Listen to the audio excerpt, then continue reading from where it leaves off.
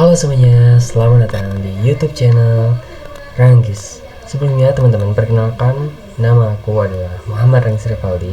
Kalian bisa panggil aku Ranggis. Di video kali ini kita akan sedikit membahas tentang desain inklusif, yang dimana pada video kali ini teman-teman aku bakalan ngasih sedikit informasi terkait desain inklusif bagi teman-teman juga yang emang lagi mencari tahu tentang informasi mengenai desain inklusif.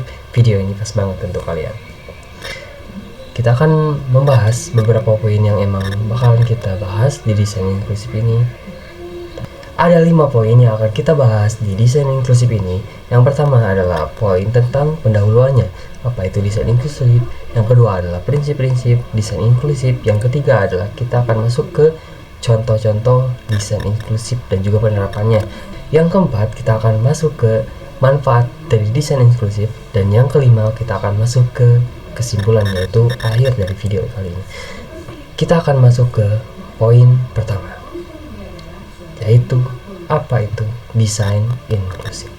Jadi teman-teman, desain inklusif itu adalah pendekatan dalam perancangan produk dan layanan yang memastikan kemudahan akses bagi semua pengguna, termasuk mereka yang berkebutuhan khusus. Yang dimana teman-teman, berarti sistem ini sangat amat berguna, terlepas dari keterbatasan seseorang maupun yang emang tidak memiliki keterbatasan sama sekali. Desain ini sama-sama berguna untuk mereka yang emang mempunyai keterbatasan khusus, dengan tujuan adalah untuk menciptakan pengalaman tentu saja yang nyaman, merata bagi kita semua. Tujuan dari desain inklusif ini atau sistem desain inklusif ini adalah untuk menciptakan pengalaman yang nyaman bagi kita semua dan juga tentu saja merata tanpa memerlukan penyesuaian tambahan. Kita akan masuk ke poin kedua, yaitu tentang prinsip-prinsip desain inklusif. Ada 3 poin yang akan saya bahas di sini, tapi mungkin ada beberapa poin yang emang kelupaan atau mungkin enggak saya masukin di sini. Teman-teman bisa cari lagi di informasi-informasi selanjutnya. Yang pertama adalah aksesibilitas. Aksesibilitas itu apa sih? Aksesibilitas itu adalah menyediakan akses bagi sebuah pengguna tanpa melihat sudut pandang dia memiliki keterbatasan ataupun tidak. Jadi ini yang disebut merata, teman-teman. Yang kedua, ada keterbukaan, tidak membatasi pengguna pada kelompok tertentu, yang dimana balik lagi ke aksesibilitas, kita tidak memandang suatu gender, suatu berkebutuhan khusus dan sebagainya. Pokoknya ini tuh sistem yang sangat amat berguna bagi kita semua. Yang ketiga ada responsif. Responsif itu apa sih gitu kan? Apa sih Ranggis responsif? Responsif itu adalah penyesuaian dengan perangkat dan kemampuan pengguna, yang dimana di sini berarti emang sangat responsif ataupun bisa dibilang sangat friendly gitu kan, baik itu secara sistem ataupun secara kebutuhan sistemnya. Jadi ini tuh tidak memerlukan sistem-sistem yang emang high end seperti itu, teman-teman. Nah, kita akan masuk ke contoh desain inklusif atau penerapan apa saja sih yang akan kita bahas di contoh desain inklusif ini. Yang pertama, contoh desain inklusif yang pertama di sini Ranggis akan bahas Google Maps. Google Maps ini Ranggis bagi ke 3 poin lagi.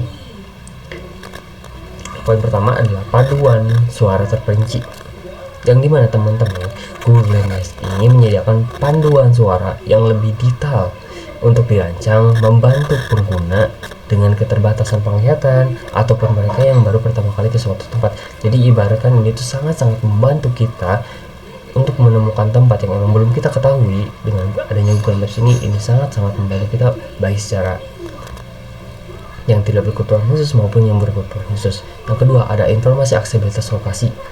Apa sih aksesibilitas lokasi itu? Pada peta dari daftar lokasi, Google Maps memberikan informasi aksesibilitas tempat umum seperti keberadaan jalur landai, lift, kamar mandi yang aman, kursi roda, dan area parkir khusus. Yang dimana aksesibilitas itu adalah informasi yang diberikan kepada kita oleh Google Maps untuk mencari tahu tempat-tempat seperti tadi, teman-teman, kamar mandi yang memiliki kursi roda, terus juga keberadaan jalur landai, terus juga lift dan area parkir yang emang khusus buat teman-teman yang emang memiliki keterbatasan. Nah, yang ketiga adalah live view dengan AR, argumentasi reality, seperti namanya teman-teman, ini AR. fitur live view menggunakan teknologi augmented reality untuk menunjukkan arah yang jelas dengan indikator visual di layar, yang dimana teman-teman ini, kalau teman-teman tahu IR ya, jadi kita itu kayak 3D modeling gitu, 3D modeling. Jadi kita itu bisa dengan mudah menemukan tempat yang kita tuju. Nah, patokannya di sini nih, patokannya kan kalau misalkan Google Maps itu, kalau misalkan kita klik area yang kita tuju, itu dia hanya menampilkan gambar-gambarnya saja tanpa emang adanya 3D modeling. Nah, dengan live view dengan AR ini kita langsung dikasih lihat dengan 3D modelingnya, jadi traffic card gitulah.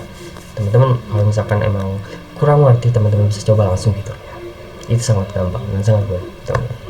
Nah, yang kedua adalah Microsoft Word. Seperti yang tadi, Ranggis membagi 3 poin. Yang pertama ada Accessibility Checker. Microsoft Word dilengkapi dengan fitur Accessibility Checker yang membantu kita para pengguna mengidentifikasi elemen-elemen yang mungkin sulit diakses seperti gambar, teks, alternatif. Ini yang kedua adalah mode kontras tinggi.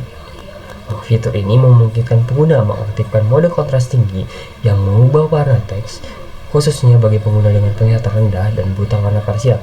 Yang dimana teman-teman, mode kontras tinggi itu adalah sebagai contohnya, kalau teman-teman buta warna parsial, hijau itu dikuningin, jadi teman-teman bisa melihat warna kuning itu sebagai hijau gitu. Nah, yang ketiga adalah pembaca layar terintegrasi. Word mendukung perangkat pembaca layar yang mengkonversi teks menjadi suara, yang dimana seperti fitur aksesibilitas pada handphone. Ketika kita klik, misalkan kita klik aplikasi, nah aplikasi itu si sistemnya itu memunculkan suara. Kita klik aplikasi ini, oh aplikasi ini adalah misalkan contohnya adalah WhatsApp, ataupun kita sedang mengetik back gitu, tombol back itu teman-teman di handphone kalian masing-masing itu back, nanti si audionya bakalan mengucapkan back juga, oh ini back gitu kan. Itu sangat-sangat berguna teman-teman. Yang ketiga, ini aplikasi yang memang banyak banget orang menggunakannya, yaitu Spotify. Yang pertama adalah mode gelap dan teks lebih besar. Ini membantu kita yang emang secara tidak langsung sulit banget untuk menerima warna cerah teman-teman. Jadi pengennya itu gelap gitu. Seperti saya jujur lebih suka warna gelap karena kalau terang itu nggak enak aja, meskipun emang dalam artian saya nggak kenapa-napa, cuman ya bisa dibilang nggak enak aja, lebih enakan warna hitam karena lebih gimana ya teman-teman, lebih enak aja dilihatnya gitu, lebih elegan juga kalau misalkan dipaduan dengan warna putih juga seperti kesebelah saya. Kedua ada teks lirik. Saat teman-teman memutar musik kan suka ada teks liriknya, yaitu ya itu berguna untuk atau bertujuan untuk agar kita memudahkan mendengarkan musik sambil bernyanyi teman-teman. Jadi kan teks lirik itu, jadi kita kan yang emang belum tahu lagunya, belum tahu liriknya, otomatis keberguna dan juga kita bakalan kesusahan untuk mencari liriknya, antara kita buka web baru ataupun kita searching di YouTube dulu, atau itu menurut saya sangat-sangat memakan waktu. Makanya Spotify ini menyediakan teks lirik agar kita pengguna bisa lebih mudah untuk bernyanyi tanpa harus membuka web baru ataupun kita menggunakan extension tambahan. Yang ketiga ada deskripsi audio. Spotify menyediakan deskripsi audio untuk beberapa konten yang menjelaskan konteks bagi pengguna tunanetra. Fitur ini membantu mereka memahami detail dari konten yang tidak hanya berupa suara, petelik, atau narasi musik. Nah, untuk deskripsi audio ini teman-teman Ranggis kebetulan kurang tahu ya, karena emang Ranggis belum ekspor terlebih jauh untuk Spotify ini, tapi mungkin teman-teman yang emang istilahnya tahu seperti memiliki sistem seperti deskripsi audio ini, teman-teman bisa coba ya. Yang ketiga ada Airbnb. Airbnb Ranggis kembali untuk membacakan 3 poinnya. Yang pertama, fitur aksesibilitas properti seperti yang tadi teman-teman, ini membantu kita untuk mengenali secara mudah ya teman-teman, kita mengklik misalkan satu fitur reach gitu kan, reach atau beach. Nah, si audionya itu akan memunculkan audio beach gitu. Lalu ada peta aksesibilitas. Nah, seperti yang namanya peta aksesibilitas ini, transport umum atau area penjalan kaki yang ramah khusus wilayah, seperti yang tadi Google Maps yang saya jelaskan tadi, ini sama-sama mirip.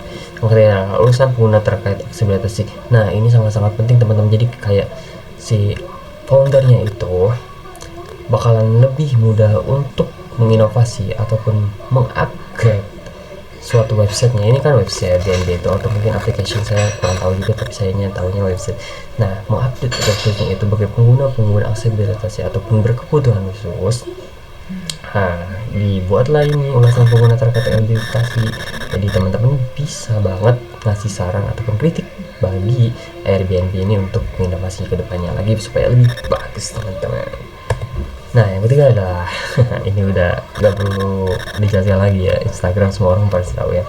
Instagram memiliki teks alternatif otomatis.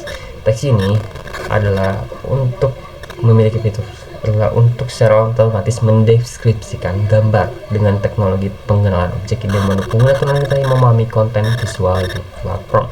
Yang kedua adalah fitur warna dan kontras. Ya, seperti namanya, fitur warna dan kontras ini seperti kebalikan kita yang emang tidak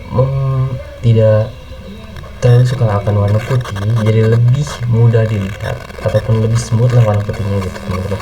Dan juga emang itu berguna banget untuk teman-teman yang memiliki keterbatasan penglihatan ataupun buta warna ya, teman-teman. Yang kedua, keterangan video. Instagram memiliki pengguna untuk menambah keterangan pada video. Hal ini memudahkan pengguna dengan penggangguan pendengaran untuk mengikuti konten video karena mereka bisa membaca teks keterangan sebagai pengganti audio, seperti tadi teman-teman yang sudah dijelaskan tadi.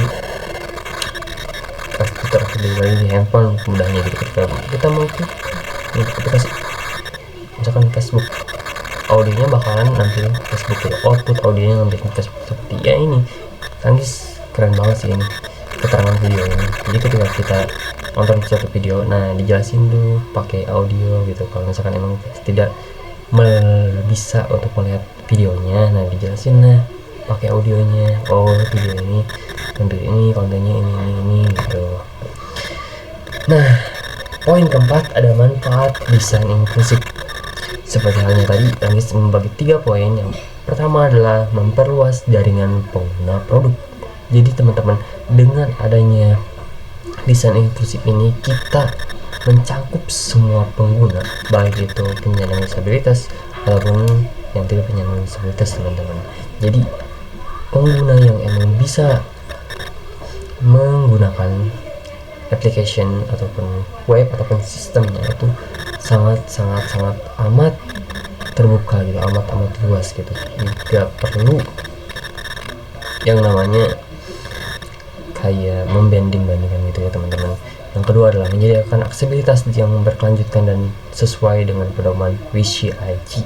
Yang ketiga adalah meningkatkan pengalaman pengguna, khususnya bagi mereka yang memiliki keterbatasan. Seperti yang Rangis tadi jelaskan, banyak fitur-fitur yang telah dikasih baik dari Instagram, Spotify, Airbnb, Work, dan juga Google Maps. Mereka memiliki banyak sekali fitur-fitur yang emang buat teman-teman yang memiliki keterbatasan.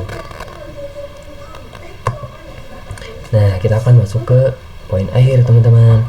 Kesimpulan dari desain inklusif sendiri bukan hanya pilihan, tetapi kebutuhan untuk menjadikan teknologi lebih adil dan mudah diakses oleh semua pengguna. Dengan mengikuti prinsip-prinsip desain inklusif, perusahaan dapat menciptakan produk yang bermanfaat bagi semua orang tanpa terkecuali, teman-teman. Jadi teman-teman kalau misalkan emang teman-teman berpikir untuk ataupun mempunyai gagasan atau mempunyai prinsip yang emang pengen teman-teman terapkan juga ini, teman-teman, agar bisa membantu semua. Kan kita hidup itu harus berimpact pada orang lain, teman-teman ya. Nah, terima kasih teman-teman yang telah banget menonton video ini sampai akhir. Rangis harap apa yang bisa Rangis berikan kepada teman-teman, apa yang emang Rangis telah sharing kepada teman-teman, bisa teman-teman jadikan bahan pembelajaran, ataupun teman-teman yang lagi cari informasi tentang desain inklusif ini, semoga bermanfaat teman-teman. Meskipun banyak banget informasi yang gak Rangis masukin karena keterbatasan PowerPoint juga, Rangis gak mungkin naruh banyak-banyak informasi dalam PowerPoint, gak bagus juga, dan Rangis juga pasti kebingungan akan semua itu gitu. Nah, Rangis juga minta maaf kepada kalian semua apabila ada beberapa kesalahan atau pengucapan yang emang tidak sengaja, Nangis minta maaf banget, ataupun penyampaian yang kurang jelas, Nangis minta maaf banget. Jadi untuk kedepannya Nangis janji bakalan mengupgrade lagi apa yang bisa diupgrade dari diri Nangis sendiri supaya bisa menampilkan konten-konten yang berinovasi dan berkreatif untuk selanjutnya. Terima kasih buat teman-teman yang udah nonton. Sampai jumpa di video selanjutnya. See you later. Bye bye.